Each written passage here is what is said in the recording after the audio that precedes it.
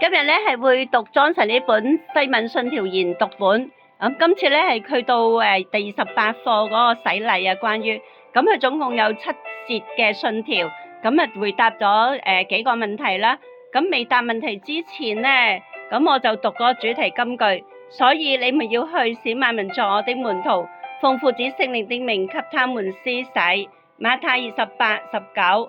咁好啦，第一條問題咧就係點解水禮咧係被定義為新約聖禮咧？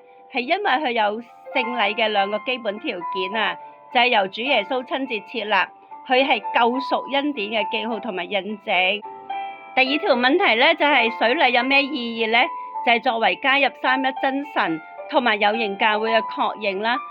指向同埋證實真信徒得到重生同埋蒙拯救赦罪嘅恩典之後嘅，繼而與基督聯合，委身事主同埋活出新生命嘅樣式。咁水禮嘅價值係乜嘢咧？只係確認真信徒咧得到相關嘅救贖恩典。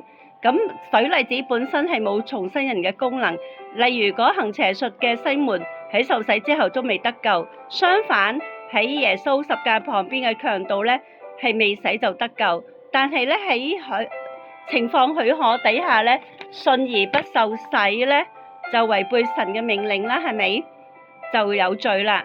咁邊個應當受洗咧？就有兩類人嘅。第一類咧就係嗰啲喺有形教會之外去確信基督嘅人啦。咁第二類咧就係喺有形教會之內嘅嬰孩啊。咁好啦，第5題，受洗者只可以接受幾多次嘅水禮咧？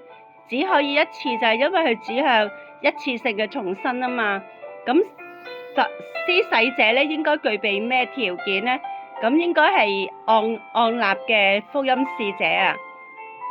第7條，水禮嘅形式係點樣嘅咧？就係奉三一真神之名用水，或者係浸，或者係灑，或者係曉都可以嘅。咁新約教會施行水禮咧，直到幾時為止咧？就係直到主再來啊，即係世界終結啦。咁願榮耀頌讚歸於三一真神。